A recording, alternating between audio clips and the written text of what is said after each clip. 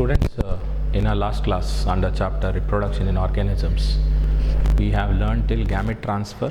So we will continue that process. Next process what we have to learn is fertilization.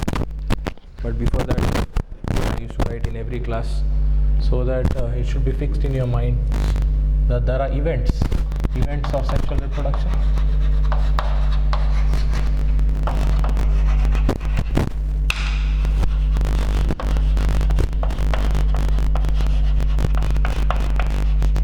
Three events. That is, the process which happens before fertilization is pre-fertilization, then fertilization, and process after fertilization is post-fertilization. And we know that under pre-fertilization, first gamete should be formed in the body, so it is gametogenesis. Already we have learnt it. Then once gametes are produced, it has to be transferred. So in last class we learnt about gamete transfer.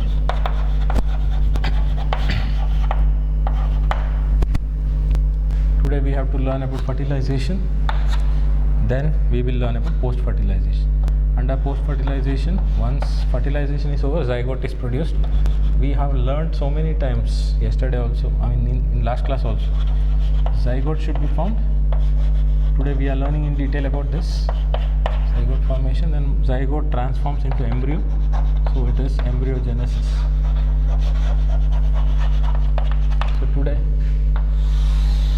one by one, these stages we will learn. Yesterday we learned the gamete transfer.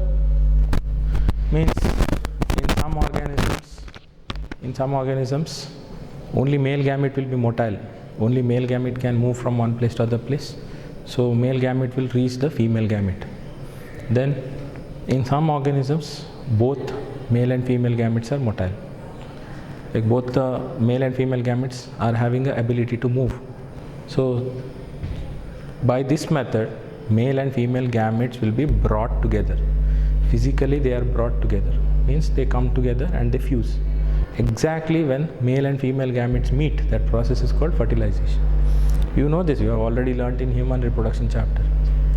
Male gamete in human beings is sperm, female gamete is egg.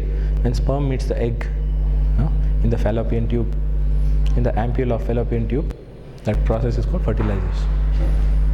So let us learn about fertilization now.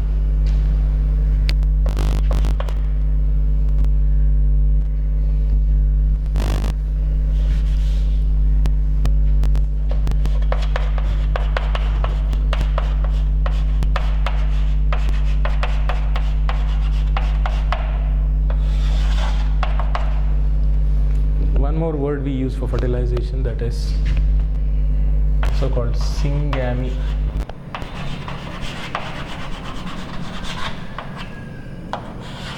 Syngamy. You can also call fertilization as syngamy.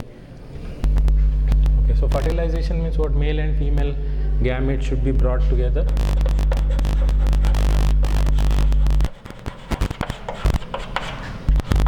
It is a union of male and female gametes.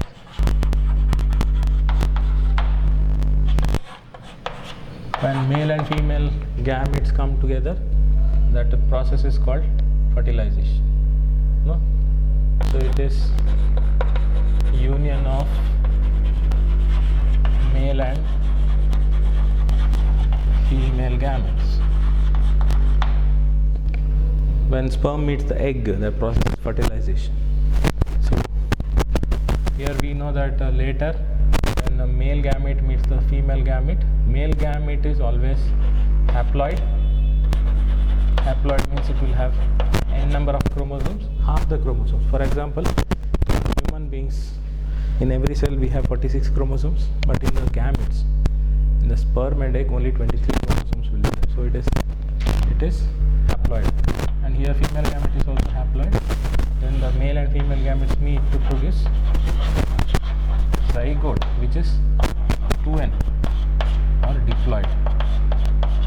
Like we'll take example of human beings. Sperm contains 23 chromosomes, egg also contains 23 chromosomes. zygote contains 46 chromosomes. So this is process of formation of zygote. So fertilization means union of male and female gametes. Zygote is produced, then zygote becomes embryo, and embryo produces offspring or fetus. In some organisms, some exceptions are there.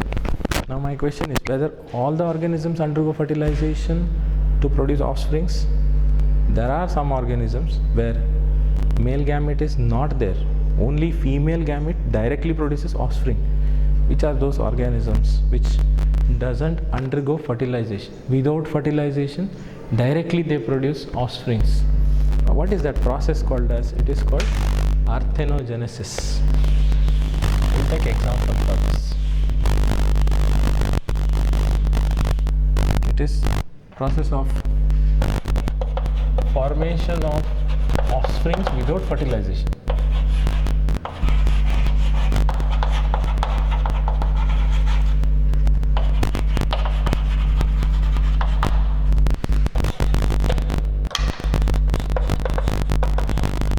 Without fertilization means without the male and female gamete, only female gamete directly produces offspring without meeting the male gamete.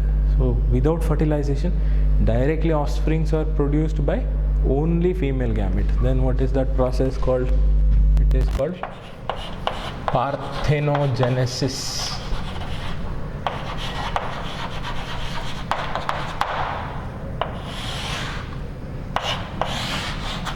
Parthenogenesis means process of formation of offsprings without fertilization. Let us see which all organisms doesn't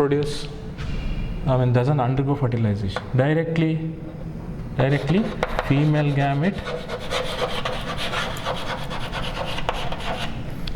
gamete without fertilization directly produces offspring. If we have to take examples for parthenogenesis, like there are honeybees, not all.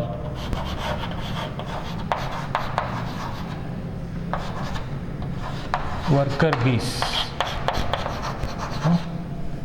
So honeybees. Some members of honeybees, because there are 4 different castes in honeybees. Males are called drone, female is queen. Okay, then worker is there, soldier is there. Especially worker bees are sterile, they cannot reproduce. So male is produced, male is called drone. Male honeybee is produced without fertilization. By parthenogenesis, male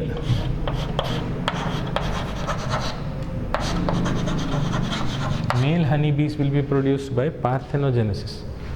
Okay, so then there are some organisms called rotifers. In textbook only they have mentioned rotifers. Rotifers means small round wheel like animals. Okay, they belong to separate phylum called phylum Rotifera.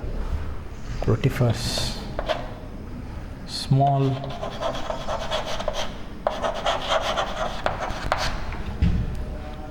wheel like animals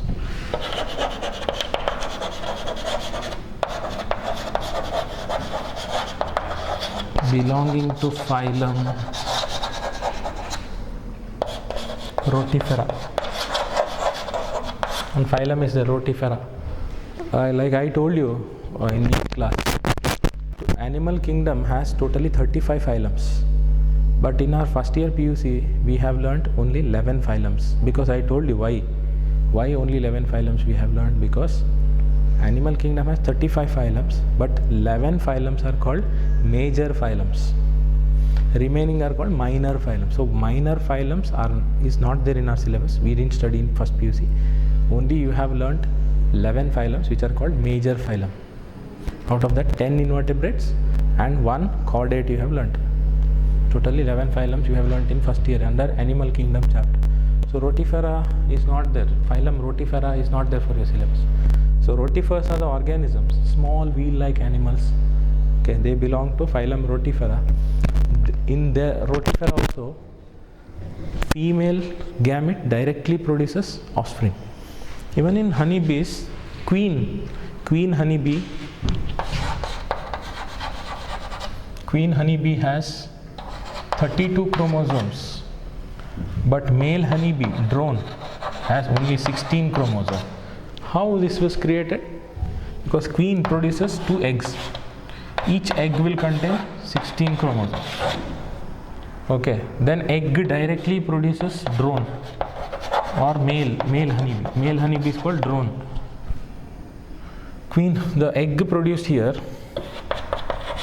egg is a female gamete. Female gamete directly produces offspring, which will be having 16 chromosomes. That is why queen has 32 chromosomes, drone or male honeybee has 16 chromosomes, because male honeybee is produced by process of parthenogenesis, that is process of formation of offsprings without fertilization. No fertilization here. Female gamete directly produces offspring. Then it is called parthenogenesis. I am just giving example for parthenogenesis, like honeybees, especially male or a drone. Then rotifers. Then even surprising, some more factors are there, like some in textbooks they have given some lizards. Not all the lizards. Some lizard means it is called whip-tailed lizard. That name is not there in the book, but it is very interesting to know here.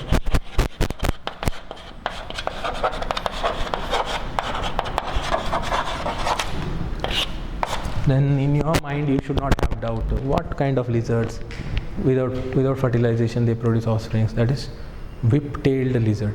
Whip means, the tail will be long. Whip is what, the hunter, what is chati. Okay, so like that, long elongated whip-tailed lizard. Whip-tailed lizard has only female in their generation. No male lizards in the whole world, in this universe. Surprisingly, whip-tailed lizards, only female are there, no male. Then without male, how they produce offspring? Directly female produces offspring. So whip-tailed lizard, if you want in Google, you can search about whip-tailed lizard. This name is not there in the textbook. In textbook they mentioned just as some lizards. So some students will get doubt, like which lizard? That's why I answered. Then you will think, what are rotifers? Okay, we will think chapati roti. Rotifers means small animals belonging to phylum Rotifera. So that's why I have to explain. So whip-tailed lizard is a type of lizard where only female are there in the generation, no male whip-tailed lizards. So as only female is there in the whole world, so directly female produces a gamete, and gamete directly produces offspring.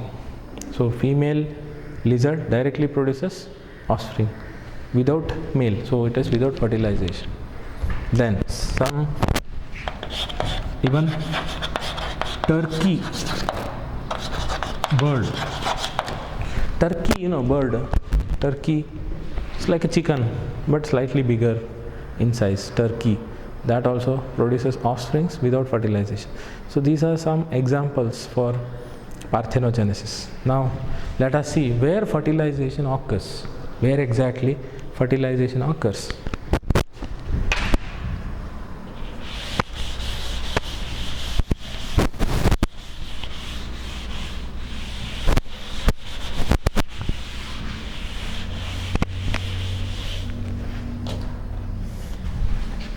Question: where does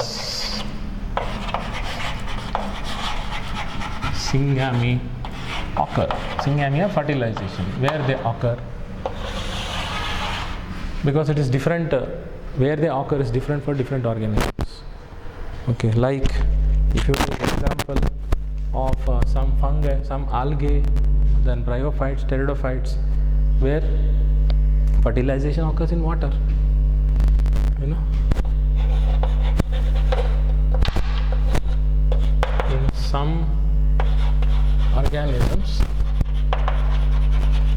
some organisms, fertilization occurs water medium. So if fertilization occurs in water medium, that means fertilization occurs outside the body. Then it should be called as external fertilization. You already know this. Like for example, if you take some examples like some bony fishes, amphibians,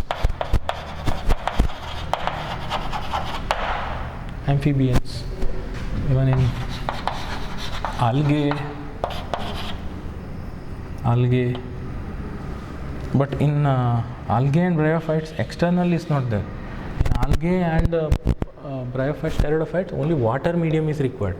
No, only water medium is required for algae, bryophytes, pteridophytes, because their male gamete is motile, it is having ability to move, it will swim in water and reach female gamete. Then in some bony fishes and amphibians, you see that fertilization occurs outside the body, that is in water, and large number of offsprings are produced.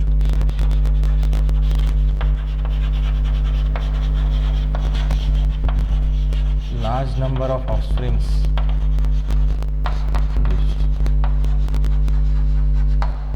Large number of offsprings will be produced, like 2000 to 3000 offsprings will be produced at once. So in the bony fishes and amphibians, where fertilization occurs in water, so clearly indicates fertilization doesn't occur inside the body, fertilization occurs outside the body, so it is called as external fertilization.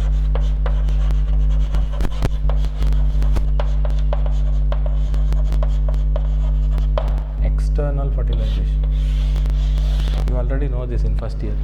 External means outside. Fertilization, meeting of male and female gamete occurs outside the body in water, that is called external fertilization. You know that frogs especially, they lay eggs, bunch of eggs, okay, outside the body, that is in water. If they find some rocks and all in water, no? Some stones and all they find, some rocks they find, okay, on that they leave bunch of eggs, and male also releases sperm on the same egg. Then fertilization occurs in water, that is definitely outside the body, so it is external fertilization. Okay, so large number of offsprings they produce in case of bony fishes and amphibians. Their fertilization occurs outside the body, so it is called external fertilization. Problem is there here. If it is external fertilization and fertilization occurs outside the body, risk is there for offsprings. What risk? There are some other animals in water, some aquatic animals like fish, okay, so crabs, all that, they will eat these eggs and destroy it. So survival chances are very less in case of external fertilization. In case of internal fertilization, where fertilization occurs inside the body, where predators cannot enter the body and eat the eggs, that is not possible. So till offsprings are out, means offsprings come out, till that protection will be there in internal fertilization.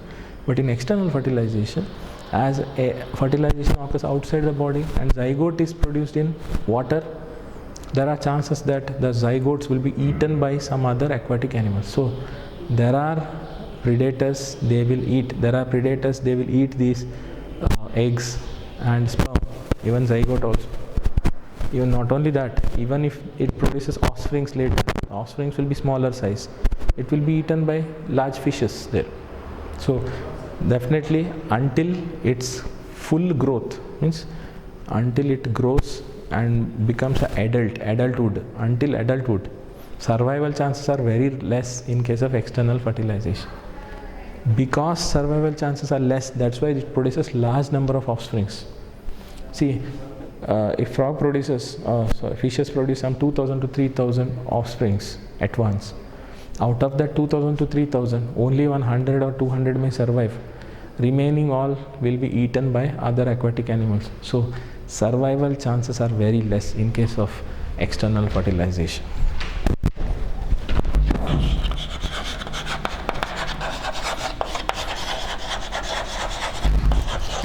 Survival chances are less here. They are vulnerable to predators. Vulnerable means easily they are attacked and eaten by other animals, that is predators, because it is found outside the body. The rocks, if they find a zygote or offspring, they'll get easy food, they will eat it. So their parents cannot protect them, so they are vulnerable to predators. But now if you compare external fertilization with internal fertilization has benefits compared to external, because in internal fertilization occurs inside the body so that predators cannot eat them or predators cannot attack. So they are protected up to adulthood, they are protected, okay, so that survival chances are more. That is why in internal fertilization number of offspring produced will be less, because one or two offsprings are produced, both one or two will survive, they are not eaten by any predators, and preferably they are in slightly larger size, so easy for survival. Okay, so in external fertilization the survival chances are less, but in internal fertilization survival chances are more. So let us see about internal fertilization.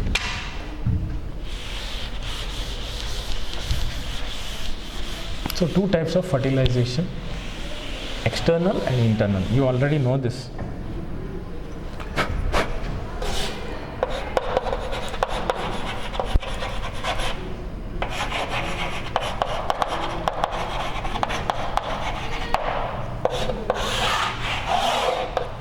Internal fertilization, where fertilization of male and female gametes occur inside the body of the organism. It occurs inside.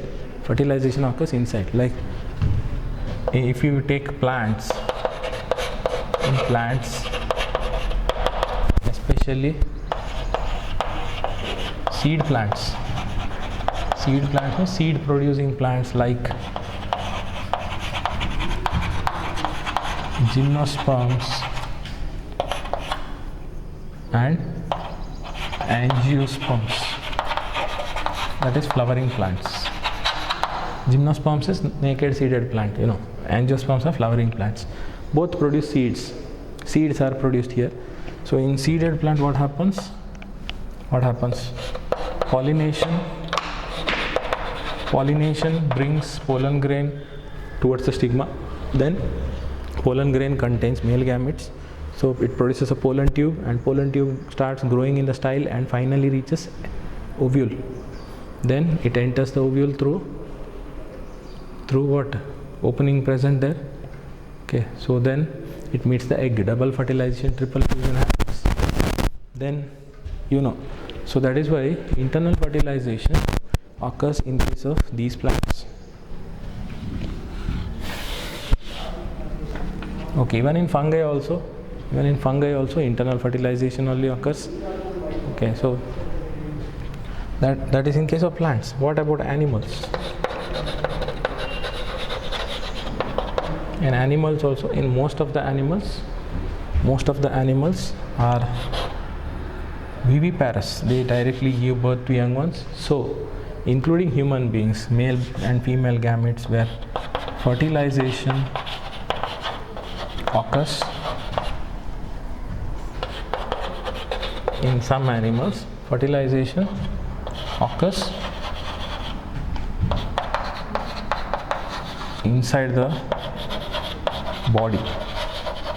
So that is nothing but internal fertilization, and survival chances are more here.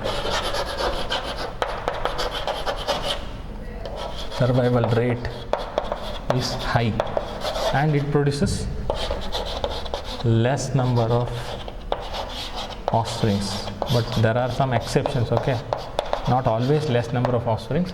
Even in internal fertilization also they produce large number of offsprings. Like for example insects produce large number of offsprings, even though it is internal fertilization. Okay, so this is regarding internal and external fertilization. Now we have to learn next part, that is, you can see here, post fertilization changes. Fertilization is over, male and female gametes came together, Now next what we have to learn is zygote formation and embryogenesis.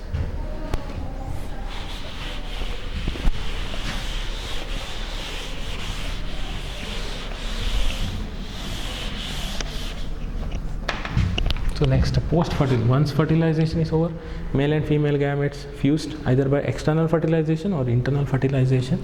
Then what happens after fertilization, that we have to see. That is the stage called post-fertilization changes. Post means after fertilization.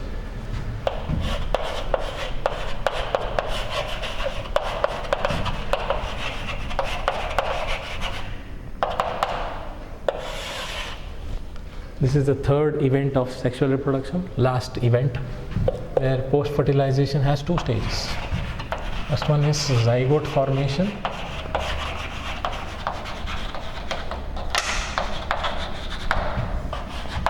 And second one is embryogenesis.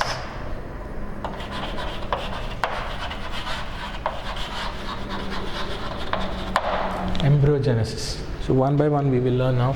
First one is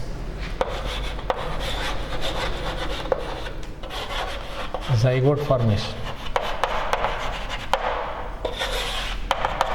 The zygote is a single cell. Like zygote produced will be single cell, but it will be diploid. Zygote is universally diploid in all the organisms. All the organisms which undergo sexual reproduction, where zygote produced will be diploid only. It will have 2n number of chromosomes. For example, you take example of human beings where male gamete is nothing but sperm in human beings. Okay, so it will have 23 chromosomes. That is what we call n number of chromosomes. Haploid. Haploid set means half. Then female gamete is, female sex cell is egg, or also called ovum, So that also will have 23 chromosomes. That is also called n number of chromosomes or haploid. Then zygote will be produced. Zygote produced by joining of fusion of sperm and egg, male and female gamete. Then it produces a zygote, where n plus n, 23 plus 23, n plus n becomes 2n here. So zygote is always diploid, means 2n number of chromosomes. Haploid means half number of chromosomes, 23. Here 23 and 23 chromosomes becomes 46 chromosomes. So the organisms which are undergoing sexual reproduction, in all those organisms, universally, without any exceptional cases, without any exception, all the zygote produced will be diploid only. No haploid zygote is produced. Okay, so then the question is now, what about where it is produced, in which medium it is produced? In case of animals undergoing external fertilization, if it is external fertilization in animals where fertilization occurs outside the body, then definitely zygote is produced externally. Means because fertilization occurs outside the body, so zygote also should be produced outside the body. Like in case of bony fishes and amphibians, in frogs and bony fishes, where offsprings produced will be outside the body, because the fertilization only occurs outside the body. Egg and sperms meet outside the body, so zygote is produced outside the body in water, because bony fishes and amphibians, they lay eggs in water. Even sperms also they release in water. So fertilization occurs in water. So zygote should be produced where? It should be produced in water only. So zygote is produced outside the body. But what about human beings? In case of human beings, internal fertilization is there. The animals which have internal fertilization, where fertilization occurs inside the body, zygote also should be produced inside the body only. So in case of internal fertilization. So zygote is produced internally. Okay, so next what should happen? What should happen? Zygote is, I said, in all the organisms which undergo sexual reproduction, zygote is universal without any exception, and it is always diploid. Okay, so next what should happen? It should undergo cell division.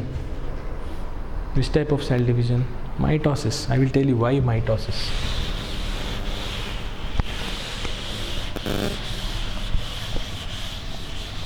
So zygote slowly undergoes cell division and differentiation and produces embryo. So process of formation of embryo from the zygote is called embryogenesis. This is the last part of this chapter.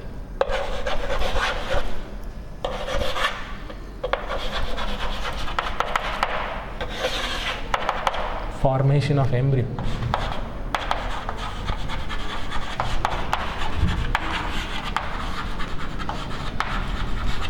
ನಾವು ಕನ್ನಡದಲ್ಲಿ ಭ್ರೂಣ ಅಂತ ಕರಿತೀವಿ. Formation of embryo, embryogenesis. Genesis means formation. So formation of embryo is called embryogenesis. What should happen? Zygote, which is 2n number of chromosomes, nothing but diploid, will produce embryo. Later embryo becomes a fetus. Like in case of human beings, already you know. Sperm and egg meets in human beings, sperm and egg meets, then zygote is produced. Zygote undergoes cell division, then produces embryo. Then embryo becomes fetus. That is, fully grown fetus is baby, So what type of cell division should occur? You should tell me now. Because zygote is 2n number of chromosomes, embryo is also 2n number of chromosomes only. That embryo is also diploid only. So which type of cell division is there where 2n number of chromosomes remains 2n only? That is only mitosis. Mitosis, equational division, only cell number increases but chromosome number remains same. 2n number of chromosomes remain 2n only. So mitosis. Two processes will happen. First process is cell division. Cell division is one first process. Then that will be followed by differentiation. You know the meaning, but also I'll explain. First, zygote will undergo division. One zygote divides into two. 2 becomes 4, 4 becomes 8, like that, in human reproduction you have learnt. So then finally it produces embryo. What changes you see from zygote to embryo? The changes are cells present in after zygote division, where zygote divides into many cells. All the cells will be same. All the cells look same. Okay. Therefore, work is also same. Only cell division. Then, after some times, some cells of zygote, they specialize. Specialize means they change their shape and they start functioning differently. Means they take up different functions. What is the function of zygote cells? Only cell division. No other work. They only divide. One cell becomes 2, 2, 4, 4 becomes 8, 8 becomes 16, like that it multiplies. Then all 16 cells will look same. Their work is only one, divide, divide, divide, cell division. So if they lose the ability to divide, or they continue the ability to divide, but they specialize in one particular function or many functions. Okay, their shape changes, then work also changes. Then that is what we call differentiation. See, it is simple that all the zygote cells will be similar. In 1.5 months pregnancy, you have seen that baby's heartbeat will be heard. Embryo's heartbeat will be heard. So that definitely some cells have specialized to become heart cells. Some cells will specialize to become kidney cells. Some cells will specialize to become lungs cells. So earlier it was only one type of cell. Function is only one, cell division. Now their work is changing. Slowly they are differentiating. Differentiating means some of them take up one particular function. And every cell will take different functions. So that is what we call differentiation. Slowly, and zygote slowly changes its shape. Zygote is just a ball-like structure. Then slowly it will change the shape. then how do you think a ball like zygote, that becomes a baby? Baby, how the structure will be. So human baby, how the structure will be. How it changes that structure? By differentiation. Slowly some cells will get oriented, or they go to one side and they become different cells by performing different work or different function. That is called differentiation. So differentiation occurs. Then now question is where this embryo is produced, whether embryo is produced inside the body or outside the body. Like now, based on that, whether organism lays eggs or they give birth to young ones, based on that there are two kinds of organisms, oviparous and viviparous. You already know this. In case of oviparous organisms, ova means egg laying. Egg laying animals like reptiles and birds.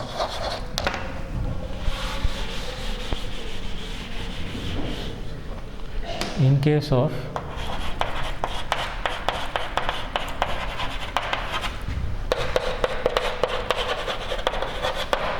of reptiles and birds, they lay eggs. So embryo will be within the shell, within the calcareous shell. Calcareous means egg will have a shell, like chicken egg you have seen. It will have white color shell. So what that shell is made of? It is made of calcium carbonate, CaCO3. So it is called calcareous shell. So embryo will be there inside the shell. It is protected by the shell. So egg, poultry egg you have seen. So if you break the shell, then only internal embryo will come out. That yellowish part, yellowish and transparent water-like part will come out. That yellowish part is yolk. So then outer watery part, what is that? That is a protein. Then so if embryo is produced within a shell, that is egg. So it is egg laying animals. They are oviparous, like reptiles and birds. But what about other animals which directly gives birth to young ones? ಅಂದರೆ ಮರಿಗಳನ್ನು ಮಾಡುವಂಥ ಪ್ರಾಣಿಗಳು. For example human beings are also directly giving birth to young ones. Egg is not there in human beings. So we are called viviparous.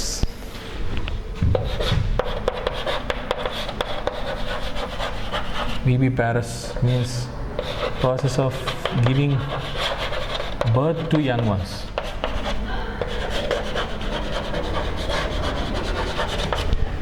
So in case of viviparous, process of giving birth to young ones.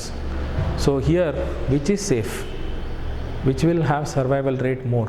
Definitely viviparous will have survival rate more, because see, eggs are not safe, because eggs will be eaten by other animals. For example, chicken egg is eaten by snakes, so survival rate of these eggs are less. So protection will not be there till adulthood, or till it gives, the egg hatches and offspring comes out.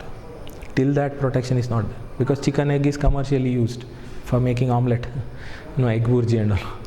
So they are not safe.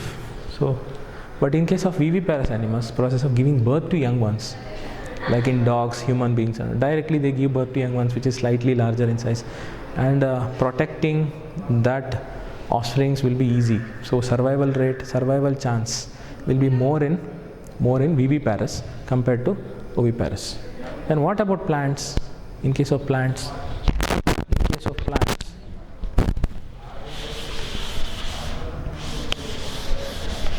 that is the last part of this chapter. In plants, double fertilization, triple fusion happens. Embryo sac structure, if you remember, 3 antipodal cells, 2 polar nuclei, then 1 egg is there and 2 synergids are there in the ovule. Embryo sac structure I am drawing. Then what happens? Then here zygote is produced, because pollen tube enters here and produces a zygote.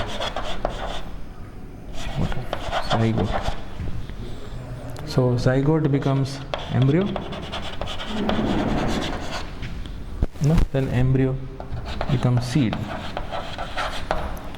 So ovule becomes seed, and the seeds are encased in a coat called pericarp. So the outer coat is produced, that is called pericarp. Pericarp means outer cover of fruit. Then seeds will be there within that.